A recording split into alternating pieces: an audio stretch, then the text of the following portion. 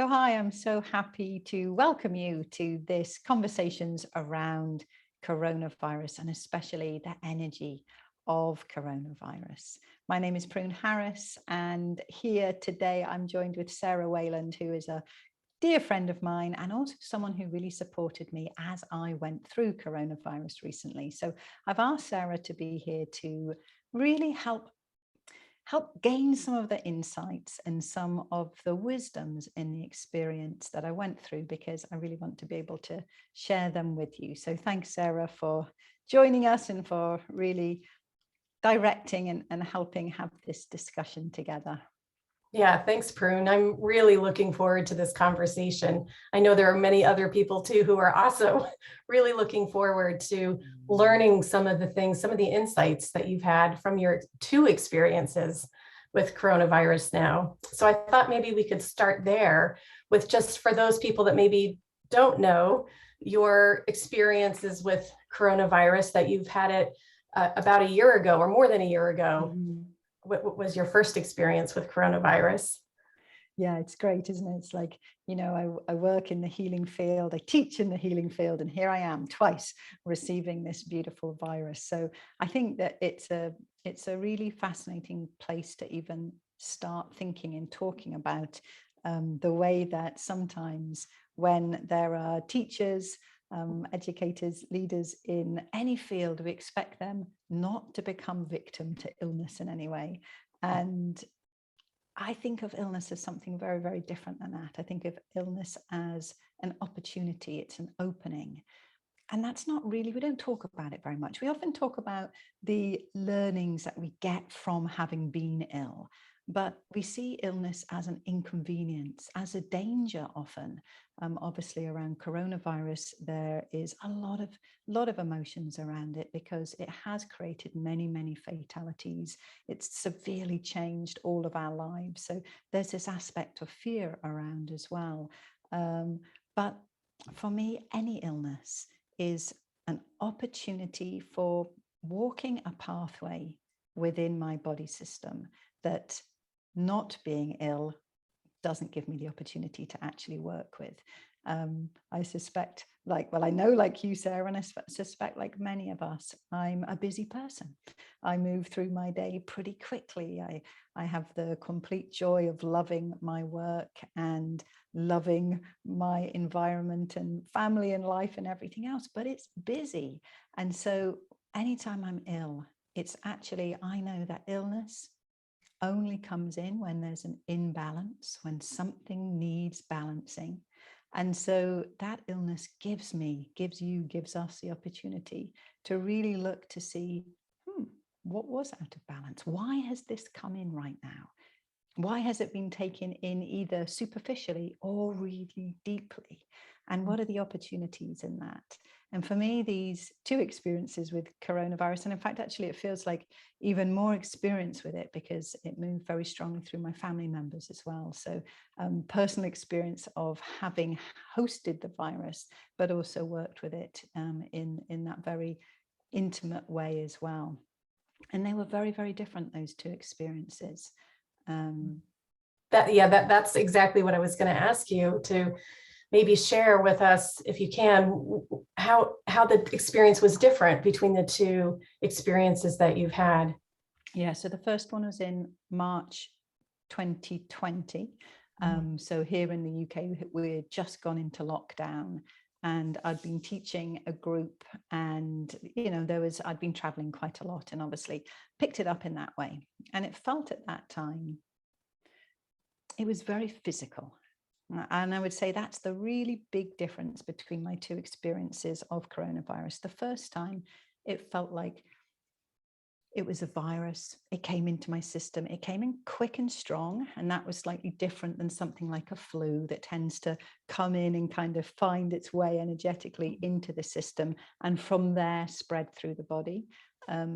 Coronavirus, in all situations, comes in and it moves very deep, very quickly. So I'd really noticed that. I remember going to get in the car to go down and see the horses.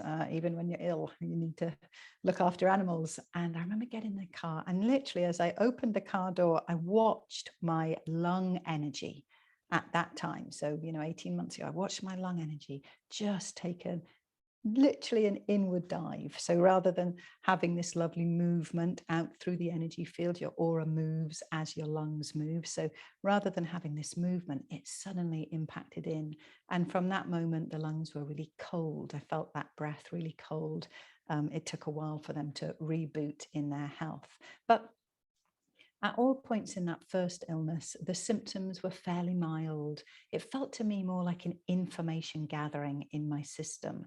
And I have a very, very sensitive energy system. It's why I'm good at what I do, because I'm always having to interpret and translate through my own physicality, through my own energy system. We have millions of empaths in the world right now, and I'm one of them. And so when something really big like a new virus comes in, then it hits the collective field, our collective consciousness, our collective energy field really strongly. And especially something that is so massive as a virus that changes every part of our daily life. And it felt like sort of my antennas were out, if we see it like that, to actually experience what this virus was. But it didn't feel to me like a real personal journey with it. It felt like it came into my body and my consciousness worked to help. The energy exercises I did were very, very powerful for that coronavirus. It was able to sort of connect the dots back in my energy system. And, a week, 10 days, I began to feel like, oh yeah, it's moving well out of my system now. There was a few things I really noticed. I'm taking my mind back to that time now. There was a few things I really noticed, and that was that it traveled towards some of the deeper parts of your energy. It traveled, if we think of the energetic core at the real center of the body, the essential energy, soul energy, then mostly what happens in our daily life is that core energy emanates out through the energy systems, kind of moving much, much more into the daily, into the superficial. And then information from the daily and the superficial is gradually picked up by the aura and is carried back through various systems towards this kind of information gathering area. With coronavirus, the information traveled incredibly quickly into deeper parts of the body, which I don't see with things like the influenza, the regular flu that moves around, which again is strong and it's deep and it kills people every year. But this was different. This had a different kind of speed to it. So I noticed that I had to kind of work with deeper energy systems than I probably would do with anything like a flu. And I had to kind of catch it. I was very, very glad that I was aware of how to work with energy, because otherwise it definitely had the potential to kind of get a bit stuck, which of course is what we're seeing with long COVID, this virus that just is stuck in the physical, in the energetic, and can't be moved out into full balance. So that was my experience in the first one. This time,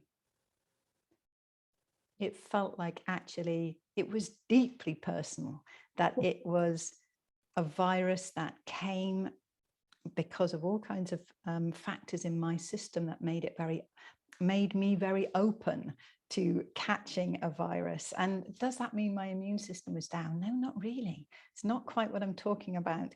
The immune system is part of the great wisdom of your body. And my immune system opened to the virus. And it felt like it was deeply transformative for me this time. Obviously, it went much deeper. It put me in hospital. I was in hospital for 12 days with it. And without the oxygen that I was given in hospital, I wouldn't be here sitting talking to you now. So, it went much, much deeper. And yet at every point, it felt like it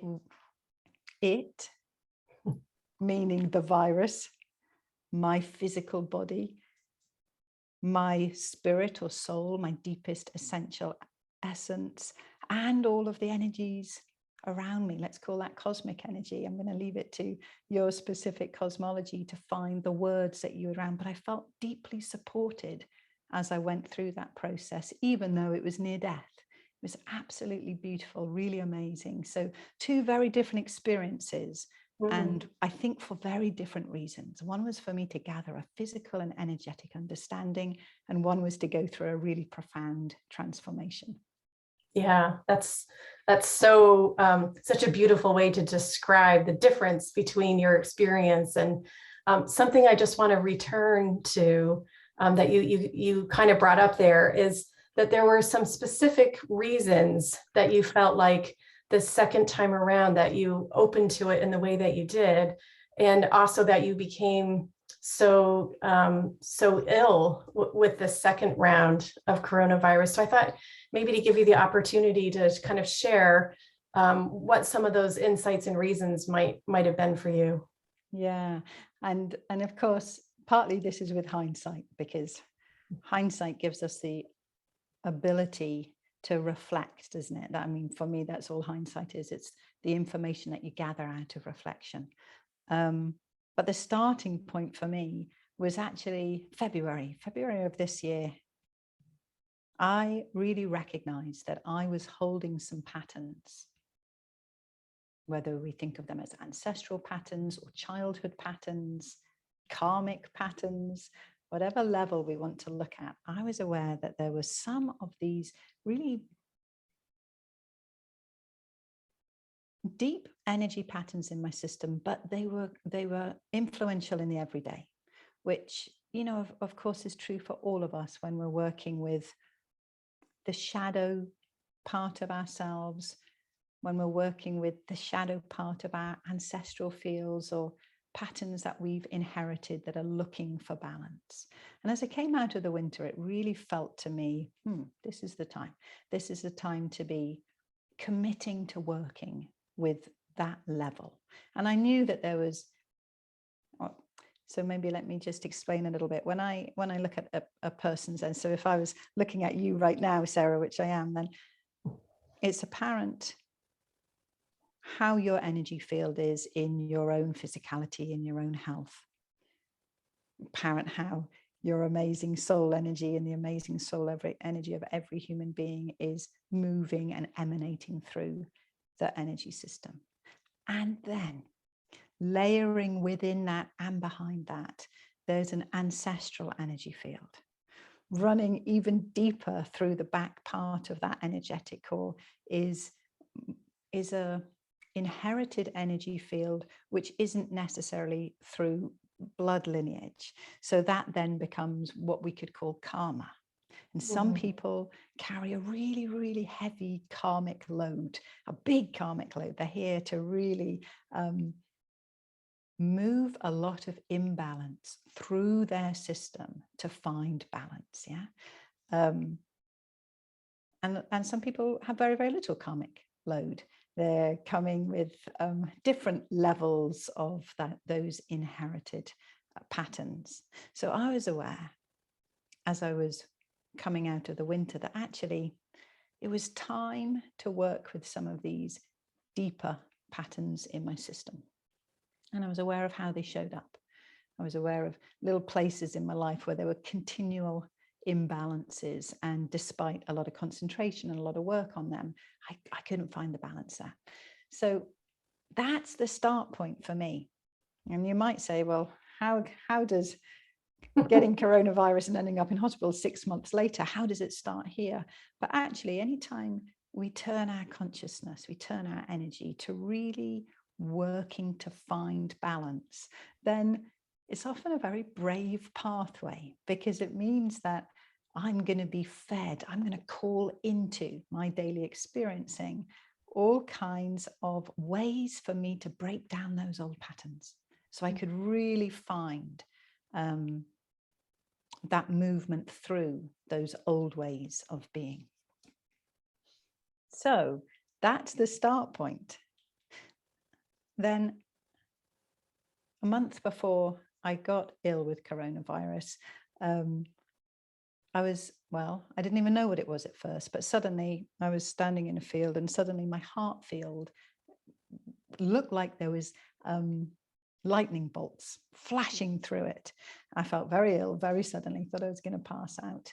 And it transpired that I could see what was happening in my own energy system and the way that the electricity wasn't getting to the cells in the way it needed to, and also wasn't being manufactured by the cells. The mitochondria energy creates incredible sparks of light, of electricity inside each cell, and that really wasn't firing well. And so again, there was this massive kind of opening. Think of a discombobulation where the very electromagnetic force that holds bodies together gets affected. And it was really fascinating. Like my body suddenly went really floppy. I have quite strong muscles, and suddenly they were all sort of floppy. It was like the tensility of the body wasn't holding. And when that happens, then energetically, a lot of other things are going to happen in your body system, because that essential core flow of energy through your cells is no longer happening. And so sure enough, at that point, my spleen energy went way down, my heart energy, my kidney energy. And for those of you who know anything about the role that those organs and energy systems within those organs play, then they're the energies that kind of keep you buoyant, keep you well, keep you in your fullness. And mine were really, really struggling at that point. And it transpired that there was a solar flare, the biggest that we'd had for 25 years, that had really hit my system. And again, I'm not usually particularly affected by solar flares, but because I believe I was in this place of kind of committing to really heal, unload, and download a different patterning, then that sun energy really impacted. So then fast forward 2 or 3 weeks, and my daughter got coronavirus, and I really feel that at that time my system was really primed to experience the next stage of discombobulation in order for it to be rebuilt in a different way. And I really want to stress that. For me, that's an essential part of any illness. If it can complete in the way that the whole system needs it to complete, and by that I mean the physical and the deeper parts, the soul parts, then actually if that illness can complete in the way that is needed by the whole, then we really transform. And so many amazing stories come out of people with deep illnesses, don't they? You know, we really know that people transform. They like the butterfly coming out of the cocoon. You know, we can say I went in as a caterpillar and came out of this 9-month experience, which included coronavirus, able to fly more. Yeah, I love that image. That's a really beautiful way to think about our experiences with illness and how we think about illness. And so if we return to this coronavirus, I'm just wondering if you can speak a little bit about what you've noticed in others, and including in yourself, in terms of the capacity and ability of this particular virus to do exactly what you just described, this repatterning in people's energy systems. Yeah, it's really massive. And I think, again, that's a difference between the first bout of variants that we had. It felt to me like they were sort of testing out how to meet the human field, and the human field was testing out how to meet this new virus. And there was a lot of information shared at that point. So each variant then was slightly different, and it was testing out in slightly different ways, and could go a bit deeper, or could go faster, or could infect more people. And of course, we don't know, but I feel fairly sure that this last one that we experienced through my family was the Delta variant. And it really, I want to say this, and I recognize that it's a weird thing to say, but it holds, there's something very regal about this virus since the start, with the name coronavirus, the crown. I've always seen it as a sort of a queen of viruses. She's this big virus that's coming in and really demanding massive change, like some big sovereign that's determined to bring about change. And these latest variants they hold a demanding energy. They insist upon change in the body system. And the way that I see that energy, the way the human body is meeting it at the moment, is really light filled. People who have coronavirus are holding, at first, they're not holding a lot of light, and light's just a vibration. Yeah. So, but when I say light, I'm just talking about the speed and frequency at which their bodies vibrate. We all vibrate all the time. And when you know yourself, let's just put it into context, when you've had a really rubbish day and you know that everything's feeling kind of flat on you, and you just can't wait to get the day over, you can't wait to get to bed, and there's not much joy moving through your system, then at that point, your vibration is going to be much slower and lower. That frequency is going to be not filled with light at that point. It's going to be a flatter vibration. Well, when you've had an amazing day and you're feeling really joyous and wow, life's amazing today, then at that point, that vibration is going to be much faster, which means it will, and a higher frequency, which means it will look more light filled. So think of a dimmer switch as when you're ill, especially when your soul is ill, when you're feeling lethargic in life, when you're feeling like, yeah, sure, it's life. That's the dimmer switch turned way down in the frequency. And when you're really feeling and radiating that trust in life, that sense of belonging, then actually the dimmer switch is way up. So when people are having these really aggressive forms of coronavirus, like the Delta variant, then when it first comes in, and I've seen it a lot in young people, teenagers, when it first comes in, it's like the system begins to implode upon itself very quickly. I mean, with all ages, very quickly. So rather than this healthy kind of unfolding of your energy and then infolding back in and unfolding that's continually occurring, it takes a deep dive enfold right into the heart of the system. And as it does that, it's really fascinating to watch the way it moves through systems.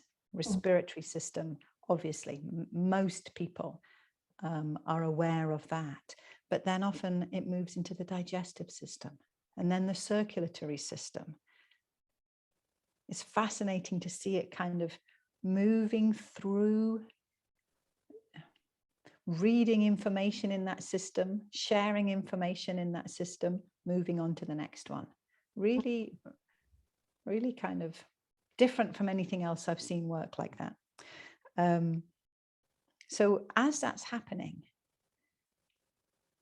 I have an image come to mind, and I don't know if it's an appropriate one, but I'm going to say it because it's in my mind. But for those older ones of us, we remember the Pac-Man, like yes.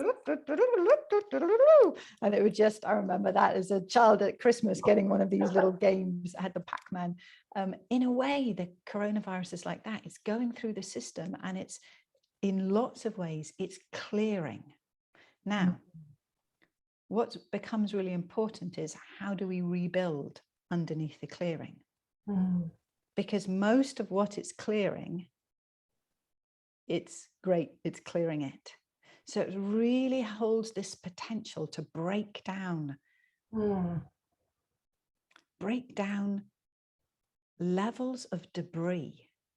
And I think, that's such a big place to explore. I feel maybe, Sarah, that's something that we'll explore another time. But the reason I'm saying that, as it's breaking all of this down, it's really packed with potential, is because as it does that, the template of health that you live within, this amazing coding that runs through every part of your body system, that gets lighter and lighter. It becomes more and more and more filled with potential.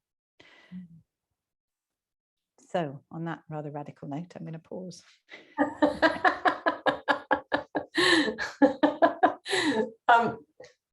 That's an amazing image. For me, I have a really clear image in my mind of what you're seeing. when coronavirus is working through someone's system. What I'm wondering is, you kind of brought up this concept of the first time you experienced it was more of a physical experience, and what you're just describing there to me is sort of illustrating that and talking about the physical, taking a tour almost through the body of the different systems.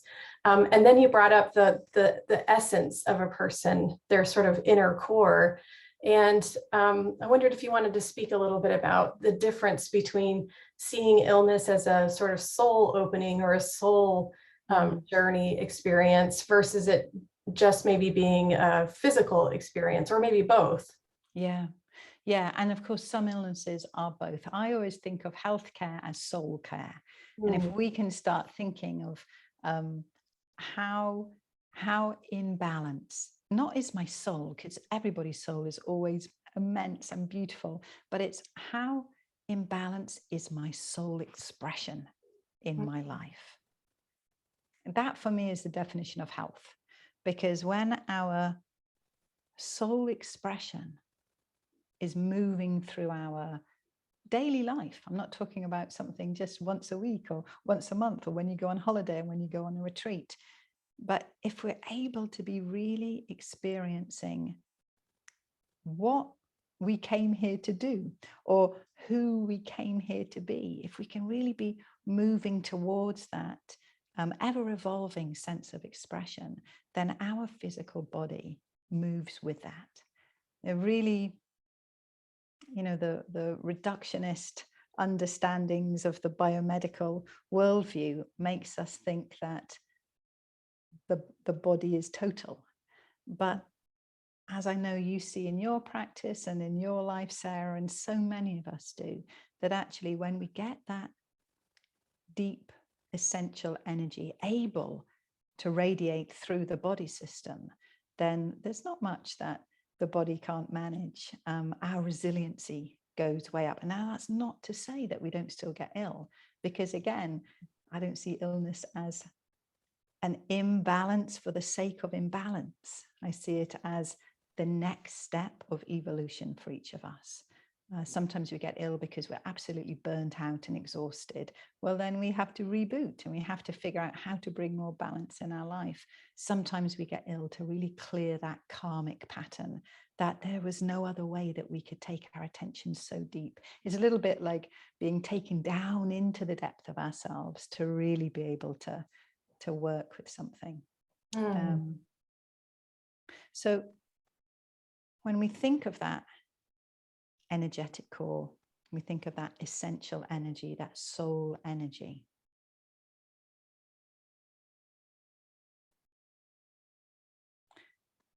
It's not in a continual place of evolution. It is immensely beautifully in its fullness. But our ability to be in relationship with it as the whole being. So, I mean, we could think about this as your higher consciousness. For me, I just call it our essential energy or energetic core consciousness. But it's about being able to house that physical, the conscious, the subconscious, and at times work with the supraconscious, because we always are.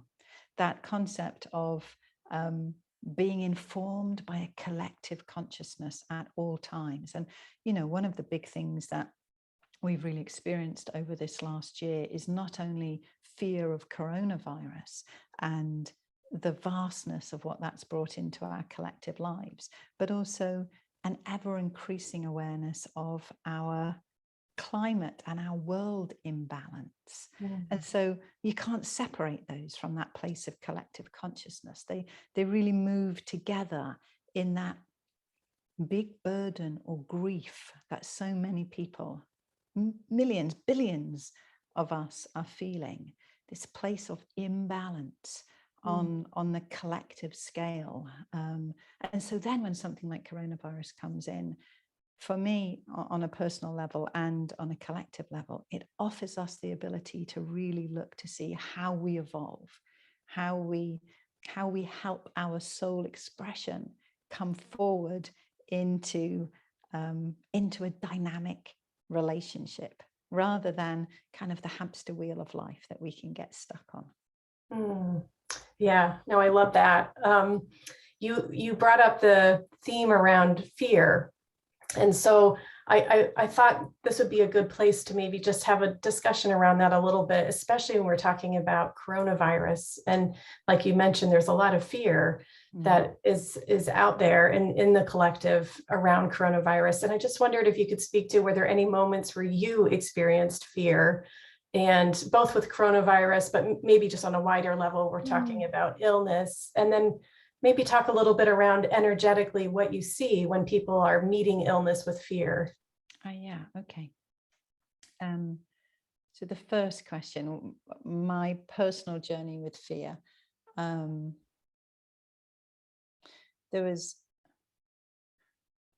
think there was 2 points that I experienced a flash of fear. Generally, I'm not a very fearful person. And people say to me, oh, you're so brave. And I said, no, because you can't have bravery without having fear first. So I know a lot of people who are some of the bravest people I ever have the privilege and joy of being with, because they're very fearful people.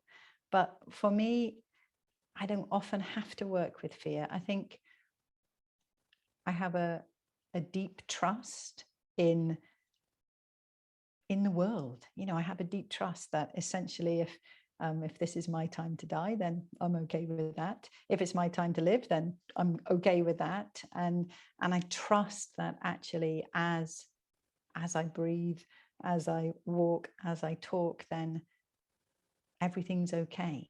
So when I realized how ill I was, I had been at home for sort of just over a week with coronavirus, with a temperature of over 40 degrees. It ended up being nearly 2 weeks of that temperature. And I just was able to look at my energy and realize, my goodness, you know, my body is already collapsing around this virus in lots and lots of places. And it's not done yet. It needs to go deeper in my system. Which is a very interesting awareness to kind of recognize. Sara, I know Sara had brought herbs. You're an amazing herbalist, and Sara had brought herbs to support my family members who also had coronavirus and myself, but my body rejected them totally. It was a case of needing to trust that the process inside my body was going to evolve to wherever it needed to evolve. And I didn't feel any fear about that. Like I massively trust that me and my body will work it out, however that ends. Is that okay to say? I mean, it's sort of, yeah, absolutely. It sounds a bit odd as I say it, but never at any point was I frightened. I wasn't frightened of death, and I wasn't even though it was a possibility. It's not like me saying, oh, I know I was not going to die. I didn't know that at all, but I didn't mind whether I did or not, despite having the most amazing life and amazing people in it. I understood this was actually something far outside that, that human capacity. It was something that was really working deeply in my system, and it was that energy of transformation, and whatever that meant, I was okay with. There was one flash of fear when I'd gone into the hospital, and the doctor, on the first full day I was in there, the doctor started asking these kind of, what I even recognize in my ill state, pretty odd questions.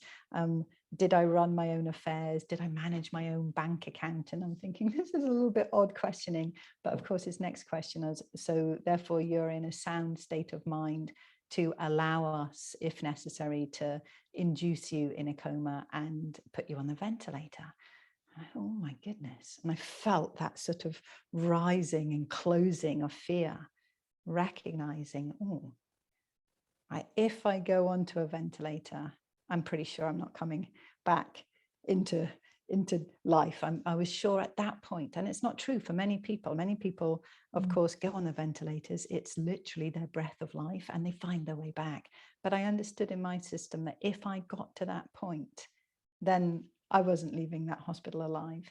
And there was that real like, oh, I don't want to go through that process, not of death, but of being ventilated. And there was a flash of fear there. And the other time that I felt fear, my daughter got the coronavirus first, and it hit her system really hard, really quickly, which is what we're seeing, of course, in young people. Really, like within 24 hours, she went from no symptoms to really, her energy field sucked straight inside her body. It was moving in ways really deeply around the lungs, the heart, the belly. Yeah, she was having some very, very odd neurological and circulatory symptoms. And on the second or third day, I'd walked into her bedroom and I'd seen an energy, her own energy. Yeah, so her energy field, some of it was still in the body, but a lot of it had come out of her feet. And it looked like she energetically was standing below her own feet, if you can imagine that. So kind of this beautiful shape, energetic projection or holographic image of her body, but it was at the end of her feet, it's off her feet. And normally I only see that when someone is going to die. So this is my 18-year-old daughter there, and I think, definitely felt that sort of constriction of fear. And then also the recognition that, that's one interpretation of this. And actually, if I look closely, then when people are about to die and that energy is beginning to leave, then it's housed there, but it's also traveling. It's moving away from them. And Ella's wasn't. It was housed there, and it was really filled with this very, very high light vibration, to the extent that I thought, blimey, am I seeing an angel standing at the bottom of my daughter's feet? And I had to watch to see where the energy was moving and coming from, and recognizing, no, this is her energy. And instead of it seeming like an energy of death, it simply looked like an energy of transformation. And of course, that's all death is. But this looked like a transformation that was going to come back into the body rather than move away from the body. But definitely that was a flash of fear as I saw that then. And of course, that is what actually happened. Her system stayed really very compromised for 6-7 days. And then I did a big piece of work on her electrical system to try and clear, to try and activate.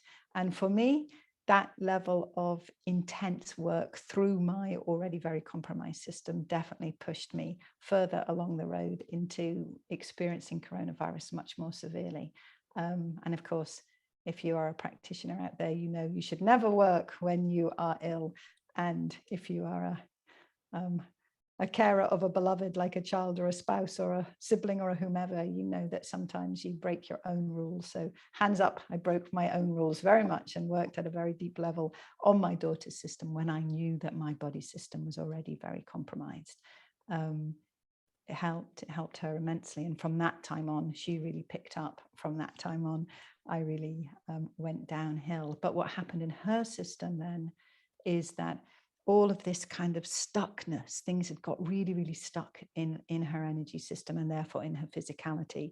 And from that time on, that energy came back in through the feet into all of those big yin systems that need to come and begin to fire up the physical body. Yes, and she got better and better very quickly from that point on. But those were the two places that I experienced fear. Yeah, I think maybe something I just want to mention here is a sort of learning that I've had through your experience was feeling so reassured that through the process, that I was checking in with you to see how you were doing. And at a certain point, you had sent me this message where you said that you really felt guidance that you needed to have support pull back. And that you really needed to allow your system to really go to the edge places. And, at the time, I don't think that either one of us thought that was going to take you to the hospital. But it was very reassuring, actually, for me to see that you really trusted this process to that level. And for me, it was a really good illustration. There's so many good lessons in that for me, both as someone supporting someone that was going through a really intense experience, and understanding that, you know, you really trusted this process, and that I also needed to honor that, and sort of allow that to happen. And then in addition to that, it was very reassuring when I heard you were in the hospital. I thought, well, you know, you absolutely trusted that this process was supposed to play out the way that it did. Yeah, for sure. I really remember that clearly. That was a couple of days before I went in to the hospital. Ella was beginning to pick up. I was working at that point wasn't even really watching my system collapse at that point. It was in full collapse around me. And yet, it felt like, and I guess this is where we get to the different layers or levels of illness, isn't there? Yes, there's a physical level. And at that point, physically, I wasn't in a great way. And my body was rejecting herbs or other forms of help. There was plenty of time later, and maybe we'll talk a bit about recovery and what I was working with, vibration, like vibrational ways of working to help coronavirus. Really, really powerful.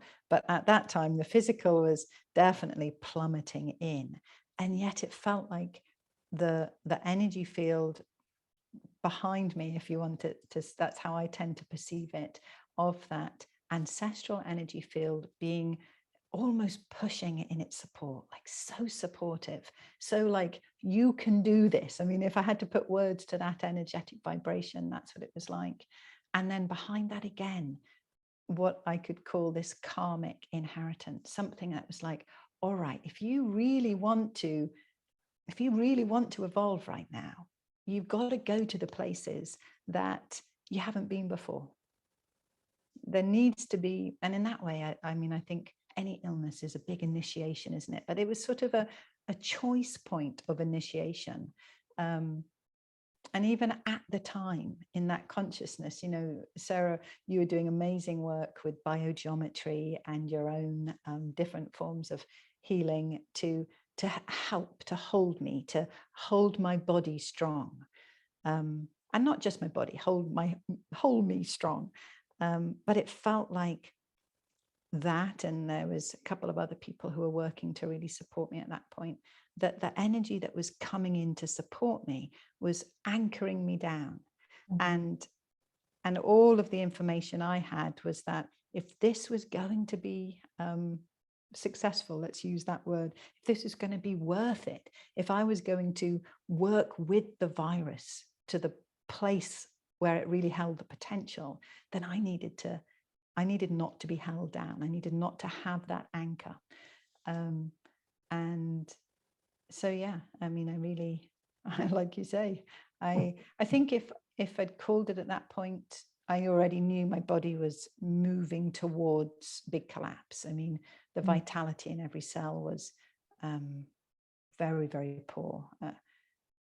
Very poor indeed. And my breath was already, I wasn't bringing in any energy. So then everything, every breath, every bodily function, every smile, every word was using energy that I didn't have. And I mean, when people get into that state, then that's a problem. When you're expending more energy than you're bringing in, just on a functioning basis. Obviously, I was in bed and very ill, but that still takes energy from the body. So I knew that the balance was out and that something needed to happen to try and complete the journey as far as it needed to go. So yeah, I went out, and I mean, it was a really amazing experience. And I think that's another thing I want to say about when we can trust that we are far more than just a physical body.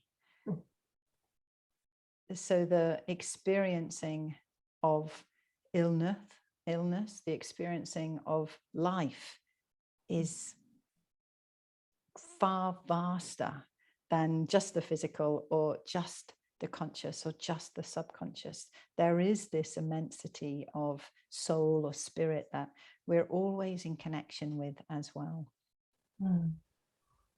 Yeah, it was, for me, it's a example, and your experience is something that will stay with me, I'm sure, for a long time, probably my whole life, of just seeing how embracing this trust that you had in your system and in the guidance that you really needed to go to your edge, and to places where you hadn't been before. And then what came out of that, I think maybe that's something you might want to share, with how much light you're seeing in your system and how it feels and maybe looks different.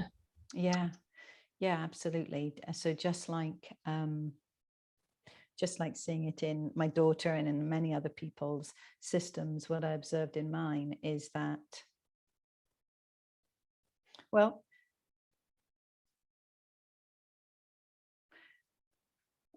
I would say with coronavirus, it's a long process. And that's the difference again. Even if you have fairly mild symptoms, think about something needing to complete in your system. So let's put it in the context of a cold. You know, you get a cold, you got your runny nose and maybe sore throat, and you think of it as a cycle. So it starts and it goes all the way, and maybe day 2 or 3, maybe you've got a touch of fever, or maybe you're just feeling really yucky. And then things start getting a bit better, and maybe you don't no longer have a sore throat, and then soon the mucus dries up, and then as we get into another section, kind of quite a big section, you begin to build your strength back up from being ill. And I think as a society, we have not realized quite how long this phase is needing to actually complete. And so people are returning into their daily lives far quicker, and the virus is still moving, literally still moving hard in the system, but the symptoms are beginning to wane. So I was really aware, even when I came out of hospital, the virus was still moving internally. I could literally watch my system. Now it was doing much better. By that point, my cells, my physicality, and my energy could meet the virus. And there was this kind of interesting dynamism happening in all the places of meeting. But bear in mind that by that time,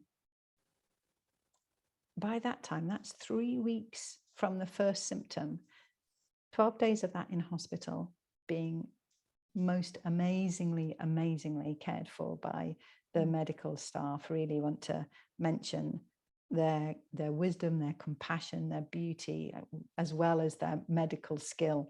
And so 3 weeks later, I'm still watching it move in. It's not even found that kind of peak point yet, even though my symptoms are beginning to stabilize much more. That is unusual. I'd say that is a really big difference with this particular virus. So, I mean, that's why we're getting so much of the long COVID.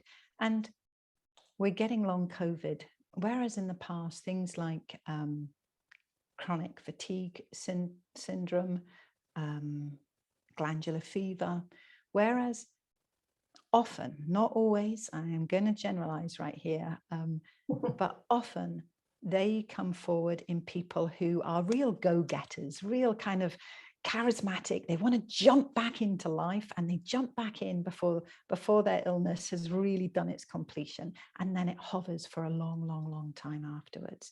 So as a gross generalization, we can see a pattern of characters.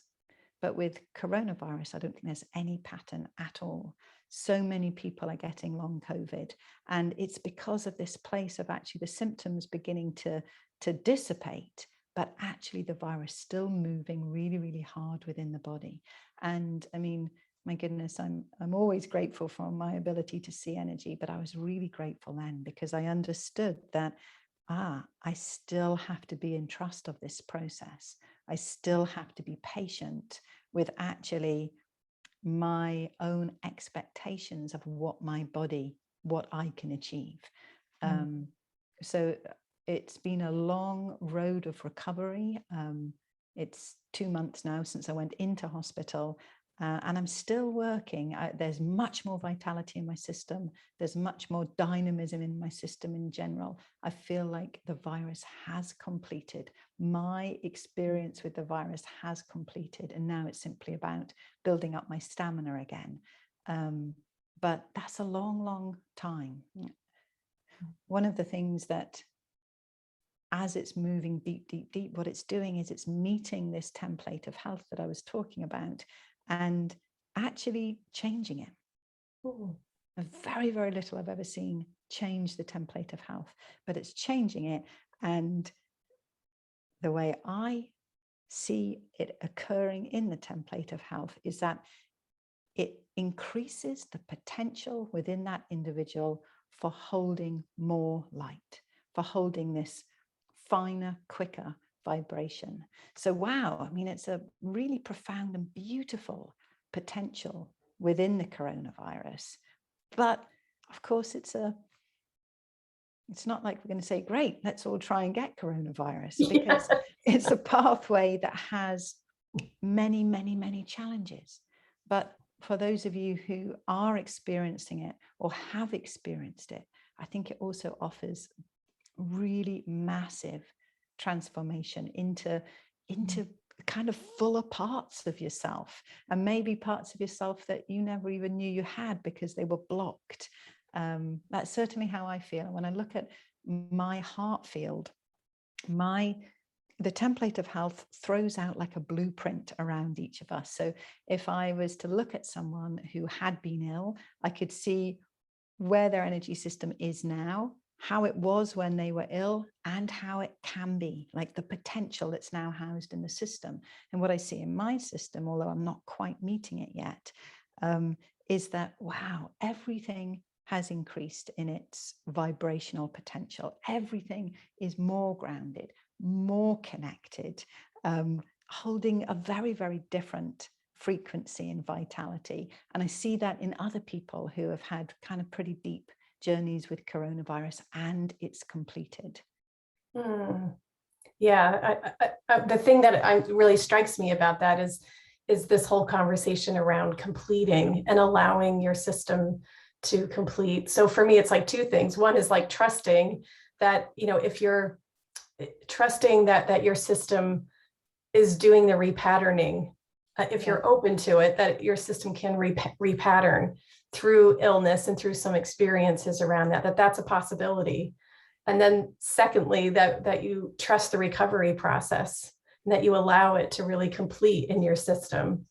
Yeah. And of course, I think that's probably one of the most challenging sections, isn't it? Mm-hmm. Not only are most people working with their impatience to get well again, but also just the general demands of life are such that for many people, if you think you're well enough, then you go back to work or you start scrubbing the house or whatever it is that you do. And at that point, it's like your body system and the virus stop meeting in such a powerfully potential place. And then we can get kind of things stringing out. And I think that's what often produces the long COVID. So for people who are hearing this and maybe either they're experiencing long COVID and or maybe they're in a recovery phase now, I'm wondering if there's some specific pearls of wisdom there that you can pass on in ways that maybe you can help your system to complete. Yeah, I think it's about giving as much time as you can and going as deep as you can. Like completion means finding those places of stuckness.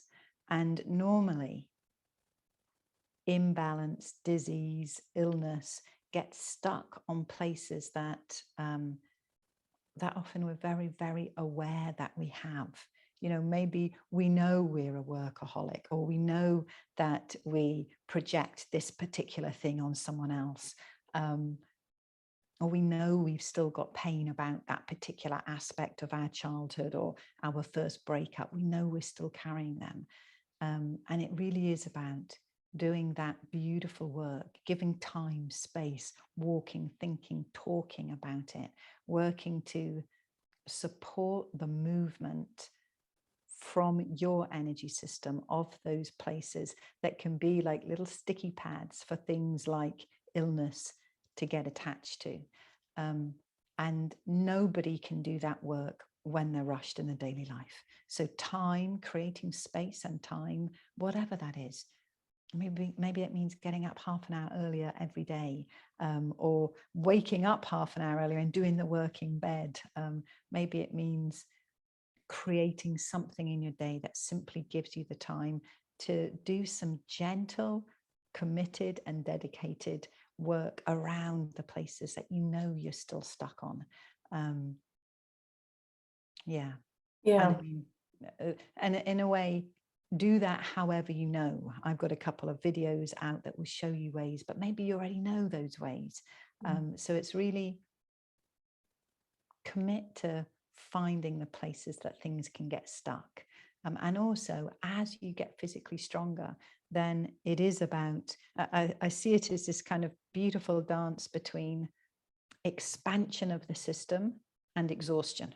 And so there's a meeting line, isn't there? So I needed to expand what I was doing and always step short of moving into exhaustion, or stretching but never move into stress, never stress my body. One of the amazing things about coronavirus is that it's really hardwired to the fight, flight, freeze response, which is also part of your immunity.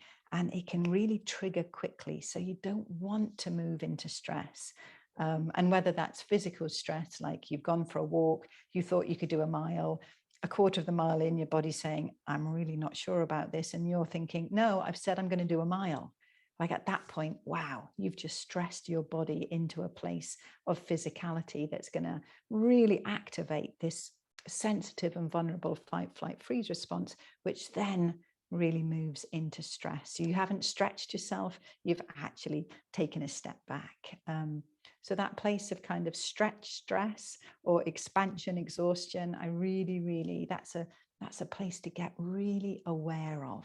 And it's a dance place. That's how I see that. It's like one day you'll do brilliantly and you'll stretch yourself and it will feel great. And you'll go to the end of the day and think, oh, I really feel like my stamina is coming back, or that was a good day. And another day you might do exactly the same thing, and yet you've gone way past that line. So it's about listening to the body system, listening to the wisdom. And again, that takes space. So finding that, really being committed to creating some space, that's probably one of the beautiful places. And also, I think what I perceived of coronavirus was that it responded very, very well to some of the more subtle energetic work that we can do. So yes, energy exercises are beautiful, but you know, when you're really ill or when you're recovering, then the physical energy of holding something or tapping something, it's beyond where you're able to do. But visualizing colors. In the hospital, I had one of my tuning forks with me, and I would just, you know, tap it on the side of the bed and hold it over my lungs, over my throat, over my head. One of the things that occurs a lot with coronavirus is the endocrine system gets really knocked. So then lots of the hormones, the gland system starts getting much more restricted. And I could literally feel in my head these master glands beginning to gray up. That's what it looked like. Instead of them holding this amazing vibration and being like little shining pearls, actually they were getting grayer and grayer as the body system couldn't fuel it with what it needed. So the tuning fork was brilliant for that. Humming. I mean, I hummed every day in hospital, and when I had more strength, then I started chanting. I don't know very many chants, but I knew one, and it was just one I could just keep running that. Before that, I had opera playing. For me, I love opera, and it was a way that my body system could just reach, you know, the different levels of the music coming through could find its way into some of these places that my body really needed supporting. Trying to think if there was, personally, flower essences rather than herbs themselves. My body was not in a place to receive herbs, but the essences it is. So it's like everything that was subtle rather than physical was where the coronavirus and my body system could meet with medicine, could meet with healing. Anything physical, my body rejected, couldn't take it in. It was already working with too much. That was kind of how it felt. Yeah, what I like about this, and we'll probably bring this part of the conversation to a close. And I know there's so many other pearls and experiences that you had that went so deep with this whole experience that hopefully at some point we'll get a chance to explore those a little deeper. But one thing that I was thinking about illness in general. So coronavirus, yes, and it's such an amazing example of how we can move and meet illness and then move into recovery, allow it to complete. So I really liked the whole example of that and the way that we meet illness, the way we think about it, and this idea that we can open to the experience to allow our system to repattern. And this completion thing is the thing that I'm really sort of, I can feel like a lot of question marks popping up around my head around this idea of completion. And one question that I just want to throw out there, and you can choose whether you want to explore this now or maybe later, but what are some ways that or that you feel that you have completed? Because you mentioned allowing the space and creating the space to allow your system to really complete. Yeah. I'd love to hear more about that. Yeah, I love that question. And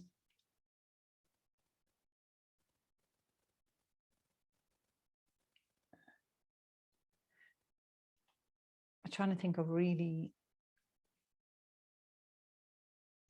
tangible way to explain it. And I can't, because when something has completed,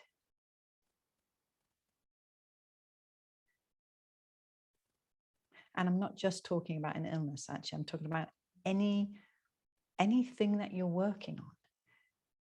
It's actually, in our modern culture, completion and the space of completion is not held very well at all. We tend to think of progress as something linear, don't we? And so we gallop along the linear pathway, and that's what we should do and what we do, and that's how success is measured. And actually, if we think of it as a circle instead, if we think of everything as having a start point, even if it's a start point of a circle on a massive spiral, then everything has this start point, and yet things have fed into that start point. So think for a minute of a big spiral. And in that spiral are many, many different circles. And if we take something as a start point, so, your question of what led me to coronavirus, I chose a start point, and it was a obvious and apparent start point to me. But it could have been the minute the virus came into my system. It could have been the day I was born. That could have been the start of, it could have been at my conception. So this amazing spiral holding everything, and yet we're going to choose a point. And we're going to say, this is the start point. And then as we go round, knowing that we're going to get not quite to that exact point, the circle doesn't close because it's a spiral. But as it goes round, then actually there's a point at which we say, the threads I was pulling forward from this, I now understand. Or the challenges that were being presented have now dissolved. And for most of us, that's the best way we interpret things. So when something like a virus, let's land it in this situation, when something like the pathway of recovery is completed, then you will always feel more spacious. Always. That's probably the single defining factor, because obviously whatever people are working on, then the material outcome or the emotional outcome of that completion is going to be different. For someone, it will be that finally they can be angry. For someone, it will be that finally they don't feel anger.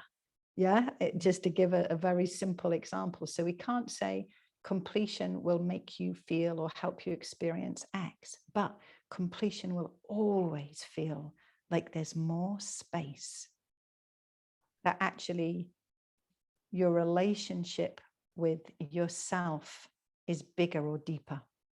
I think that's the best way that I can put something kind of tangible on that.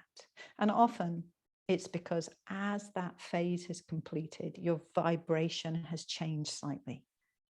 So we can think of it as, yes, you've walked the fullness of that circle in the spiral, or you've evolved or healed something that was looking for healing within your system, and you don't need to heal it again.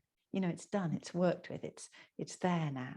It's kind of, you walk that path within the spiral, and now you bring that wisdom forward to walk the next one. I think that's a lot about what completion is about. It's about being able to integrate vibrational change, which comes from emotional, cognitional, energetic change. So you've integrated it, and now you walk forward with that wisdom rather than with that imbalance. I think that's the best way to try and think of that completion. And often when we've had something like an illness, we don't house that space for reflection, do we? Right. It's like, oh my goodness, thank God I feel better, and I've got bills to pay and kids to pick up, and we rush back in. And even if that's a situation that we have to do because of the framework of our life, we can still create the space to reflect, to think, to journal, to walk, whatever it is that kind of helps us find that place of completion, so we don't have to do it again. Yeah. Yeah, I was thinking about how coronavirus for really worldwide has given us this real opportunity to pause and to really reflect, do exactly what you're describing. And what a missed opportunity it would be if we've all gone through these various different stages of lockdown and times in our life when we've been able to pause, a very unique time in our history where we've been able to really pause, and hopefully given us the opportunities to reflect. But I like seeing the sort of pattern of illness and recovery and allowing that completion. And so for me, completion, I'm hearing like reflection and sort of gaining the pearls from the experience and really allowing your system to integrate it in a way that you change what you're doing. Yeah, absolutely. Absolutely. And recognizing that if we think of illness as something that happens to us, then we don't have choices around what we take from it. But if we think of illness as something that actually we create, we co-create. So it could have been that when my daughter got that virus, that it bounced off my system, that my immune system said, no thanks, not dealing with that, don't need it right now. And that would have been fine. But actually what my system said was, yes, I said, yes, I need that. Don't know why, maybe. Don't know how, don't know what it's going to bring, but there is some part of my system that aligns. I can use it. It's a very different concept of illness, isn't it? Yeah, like, yeah, I can use that in my soul growth. No way was that a conscious thought. I do not want anybody to think that it was like, oh yes, let me try and use this. No way. But once it's in, then actually there's the awareness that if my system brought this in, it's for a purpose. Let's figure out what that purpose is. Yeah, it feels so different. It's very empowering when you think, you know, that like you said, it's not really a choice necessarily consciously, but it's something that your system is saying, yes, I'm ready. Yeah, And then you can trust that. You can trust that when it shows up, that it's there for a reason. Yeah, that feels like a really, really nourishing place to sort of maybe stop this particular conversation. But I'll just ask if there's anything else in particular that you wanted to leave us with. No, I think that feels really good. That kind of exploration of completion, getting curious about where each of us are in our various paths of completion, and whether that's with illness or with a specific way that something shows up emotionally. And yeah, it's exciting times. I think that's one of the places I really feel coming out of coronavirus is I feel an incredibly strong, not even hope, that doesn't feel big enough, although maybe it is. But where we are as a human race right now is pretty challenging, pretty challenging. And actually, it feels like the capacity for love, the capacity for wisdom is growing, is increasing with every breath.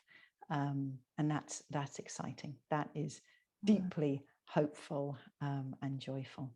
Yeah, I welcome that.